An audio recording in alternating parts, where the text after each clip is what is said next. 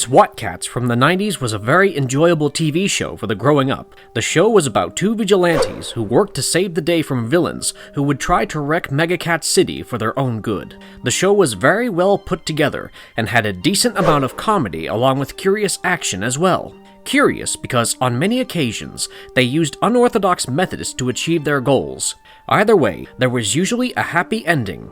In this video, we will briefly go over the various characters that we have come to know and love, and talk a little bit about their roles in the show. Now, just sit back and enjoy. Before we go into our explanation, we have a very small request. If you like our content, please support us by subscribing to our channel. This is a small click for you, but for us, it means a lot. Thank you. Let's begin. Write his speech for tomorrow's park dedication. I'll be happy to drive you. No need. Mayor Manx is waiting for me out.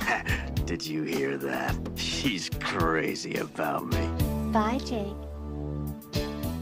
So, in Megakat City, there was an evil villain called Darkkat. In one instance, in the past, Darkkat was being pursued by the city police force. While he was trying to blow up the new paramilitary headquarters, two soldiers were on his tail in their jet. These two were Jake Clausen and Chance Furlong. They were completely locked in on Darkkat and about to bring him in. However, at the last second, their boss, Commander Farrell, decided that he wanted the glory for himself and not two lower-ranked officers. So he came in the way and asked the two to stand down, as he would finish it. However, in the process, Farrell messed up and accidentally wrecked the military base, and Jake and Chance would be dishonorably discharged from the force.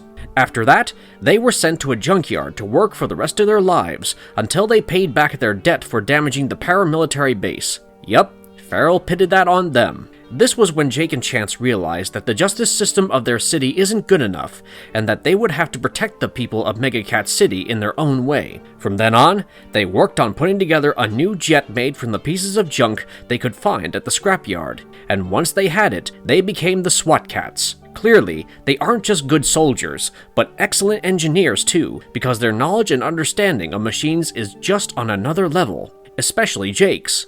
Once the SWAT Cats were stranded in the past with dinosaurs, they had run out of fuel and couldn't get the jet to fly.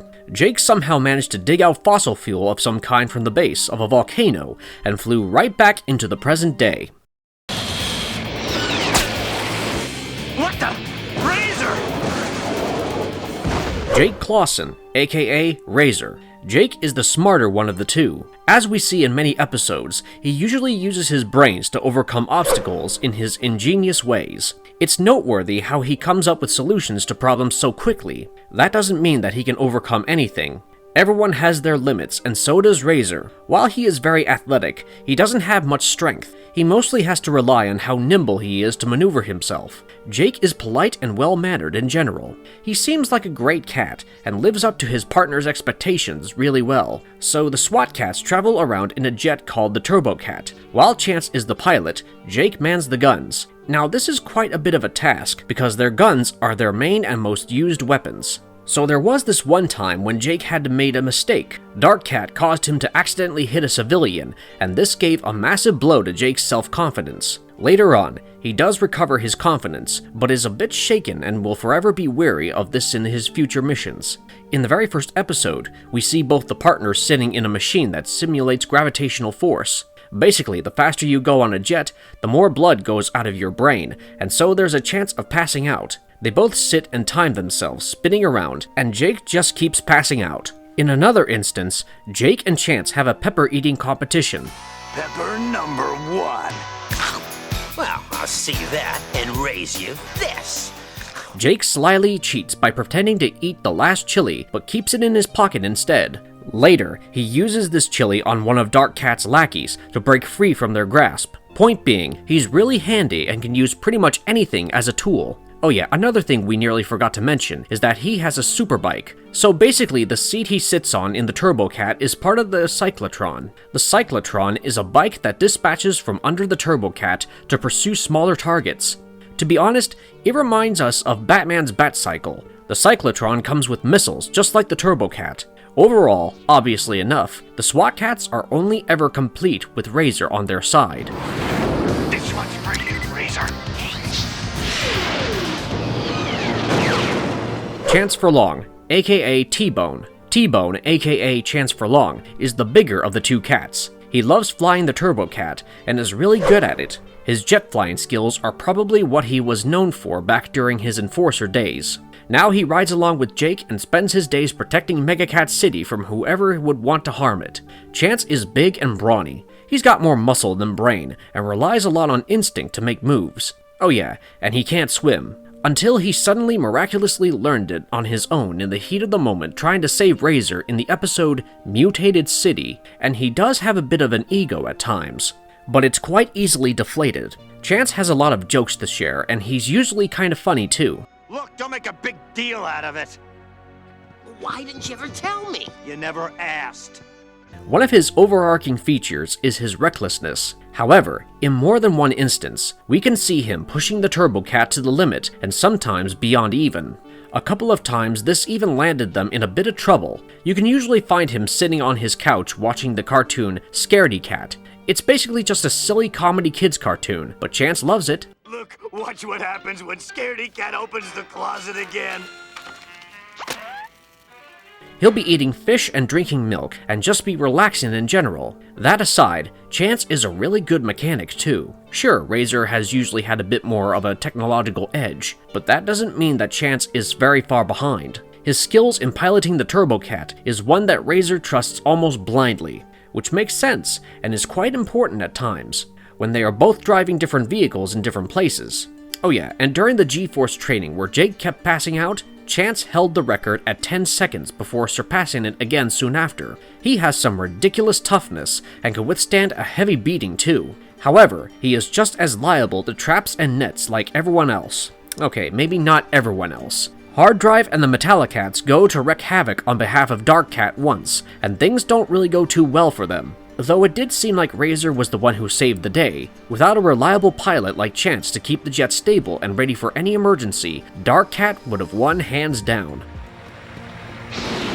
Didn't I just hear your uncle tell you no? I don't take no for an answer. Felina. Felina is a character who gets introduced in the second season. She is the niece of Commander Farrell and holds a respectable rank of lieutenant. She is one fierce female feline, known as the best enforcer the city has ever seen, who will stop at nothing to get her job done. Felina is extremely brave and fears pretty much nothing. All she cares about is upholding justice and saving lives, and that's why she gets along so well with the SWAT cats. She understands that despite being vigilantes, their actions speak loud enough for people to know that they have the same goals, maintaining peace in the city. Felina will never shy away from a fight, instead diving headfirst into it with her guns blazing like Rambo. Ms. Briggs, wait for Darkkat to steal all the nuclear material inside.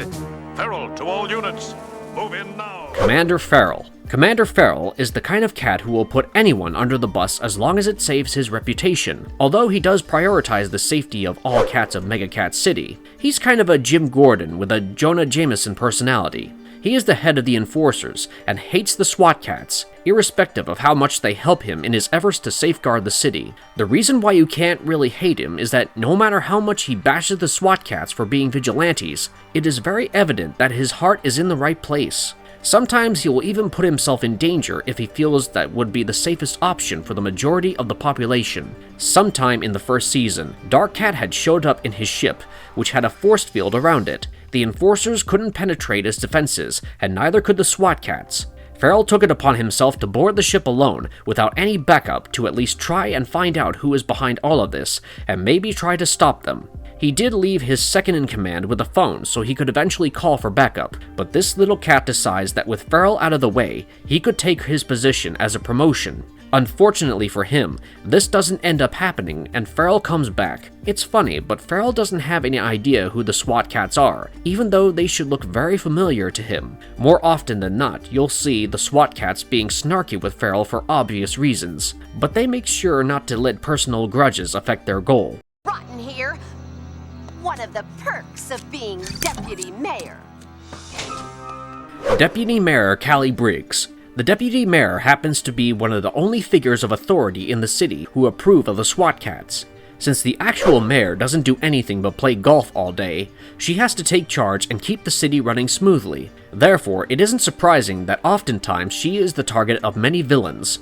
Considering that she has an important role in the incarceration of many of these people, she does have a constant target on her back. She is a headstrong character who will stop at nothing to get justice for her people. She is also on really good terms with the SWAT cats.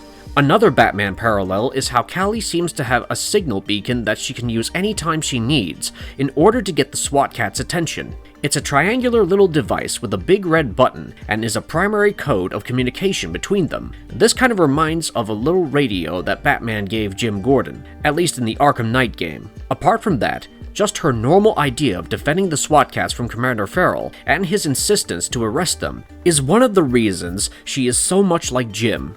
Also, it's quite evident throughout the series that she has a massive crush on Razor, which is sad for T-Bone, because he really likes her a lot. This woman has nerves of steel, and will try her best to turn any situation to her advantage, no matter the circumstances. A true trooper for the cause.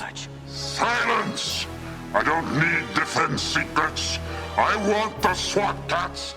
Darkkat, the main antagonist. Darkkat is the embodiment of evil in the SWAT cats. He even looks like a demon with the sharp ears, lack of pupils, and just the overall getup. He seems to have been working as a crime lord for quite a long time. He was the reason behind the creation of the SWAT cats to begin with, although unintentionally.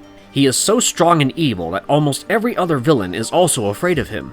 He seems to have almost telepathic control over some pink gargoyle-like creatures called creeplings. We already had a feeling that he was based on a comic book character, and our first guess was Kingpin. And it made a lot of sense too. He was a brilliant tactician, used other smaller villains to do his dirty work, carried a cane, had big rings on his fingers, and was just towering in size. I am the Pastmaster, imprisoned in here for 800 years. Pastmaster, the undead sorcerer. This tiny little orange bonehead has just always been a thorn in the SWAT cat's side. He was dug out of a chest in a graveyard while some cats were digging for loot to sell to the museum. He has an obsession with bringing the past into the present and will stop at nothing to achieve this goal of his. As soon as the chest was opened, he got out and got to work raising the dead cats around. His watch is the source of his powers, and the imp often talks in rhymes, especially when he is casting spells. So the first thing he did was get his book of spells. This allowed him to summon creatures from different periods of time into this one to serve as his underlings.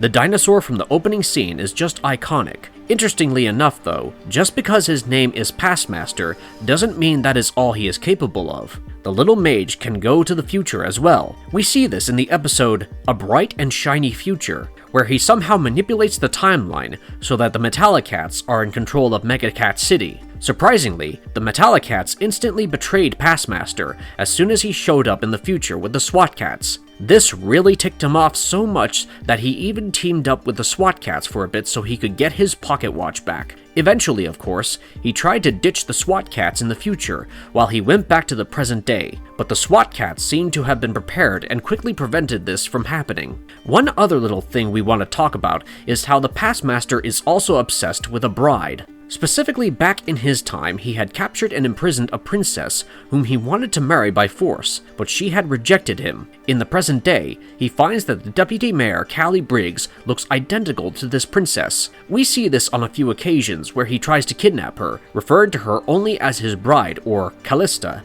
A little creepy, but that's kind of fitting for someone like him. Good though that he never really succeeds. Run, Feral, you fool, because there's nothing you can do to stop me. Dr. Viper, the evil mutant. Dr. Viper is the crazy evil scientist in this series. He seems to be a mutant of some kind, but still retains some of his cat features. This guy also seemed very familiar when we first saw him because he reminded us of the lizard from Spider-Man. I mean, it makes a lot of sense if you think about it. He has a twisted sense of science and how the world should be. They are both green and have long reptilian tails, and the superheroes of their universes regularly kick their butts. Dr. Viper didn't exactly stay on the show for too long, his last appearance being on the first episode of the second season. However, that does not mean that he was a small-time villain. Rather, he was one of the deadliest villains that the SWAT cats had ever seen. The reason we say this is because if you look at the scale at which the other villains operated, maybe minus the Pastmaster, Dr. Viper was always thinking bigger. Not just that, but he also got very close to achieving his objective objectives quite often, whether it's stealing certain chemicals for his nefarious devices, or turning the entirety of Megakat City into a swamp. Actually, that was it. He really just wanted Megakat City to become a swamp. If we actually think about it, Viper is actually smart enough to deal with a lot of the SWAT Cat's weapons and gadgets, be it their jet rockets, bikes, etc. Viper's plants and other organisms that he brings to life are often strong enough to hold them off. However, we do see that Razor is usually the one who will somehow outsmart Viper and find some quick fix to foil his plans. Once it was freezing an entire building to stop bacteria monsters. On another occasion, it was delivering an anti-mutation payload straight into a Godzilla-sized Dr. Viper. The latter was the last time we actually saw him. This may be because the explosion killed him or undid the mutation and turned him back into a normal cat. We will never know, I guess. How come you guys sound so weird? Metallikats. The Metallikats are a couple of robot gangsters. They used to run the biggest mob in Megakat City, until they got busted and denied parole by the deputy mayor. Once they tried to escape prison in a boat, but they crashed into a giant steamship. Miraculously, their bodies appeared on a beach, which happened to be close to a scientist's abode. This unknowing scientist downloaded their memories and put them into these robot cat bodies that he was going to present at a conference to improve prosthetics and cybernetics in the industry. However, immediately after they realized what their bodies had become, they knew this was their new chance to take Megakat City for themselves and get some revenge while they were at it. Their names were Molly and Mac Mange. This catastrophic couple have done quite a bit of damage to the city over the years, and have caused problems for the SWAT Cats ever since they were resurrected. There was an episode called Catastrophe, where they were forced to team up with Darkkat and Viper to beat the SWAT Cats together. Due to their excess ambition and overconfidence, they failed at their objectives, and their pride has often been the reason behind their downfall. These metallic gangsters really are thick-skulled, but at least they're persistent.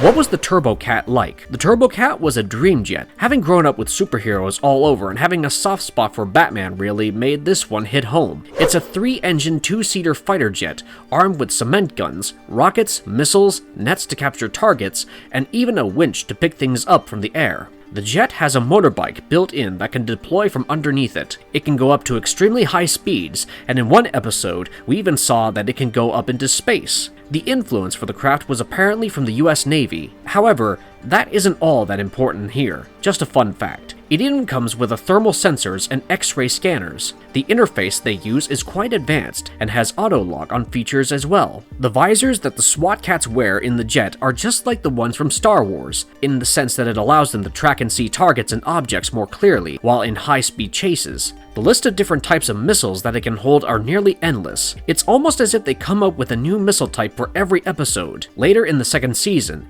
the jet was even with modifications that made it even faster than it already was. Sorcerers! Listen, you Dark Age dimwits! We're pilots, not wizards! Conclusion. We loved this show back when we were kids, and we can honestly say that it was a lot of fun researching for this video and watching the old episodes again. One thing we didn't mention till now is how great the theme song for the show was. The guitar riffs are really catchy and just very fitting for this kind of Super Cat cartoon show. The series was very gripping for kids our age back then, and it really got us glued to the screen. The characters are all well thought out, and they paid a lot of attention to the settings as well. The art style was great and colorful, and the vibes were very upbeat, which was quite apt for that time. We really hope you enjoyed this video and reminisced about the past. Thank you for watching, and we'll see you in the next one. And if you liked our content, don't forget to leave a like and subscribe to us if you haven't already. Have a good one and be safe. Thanks everyone.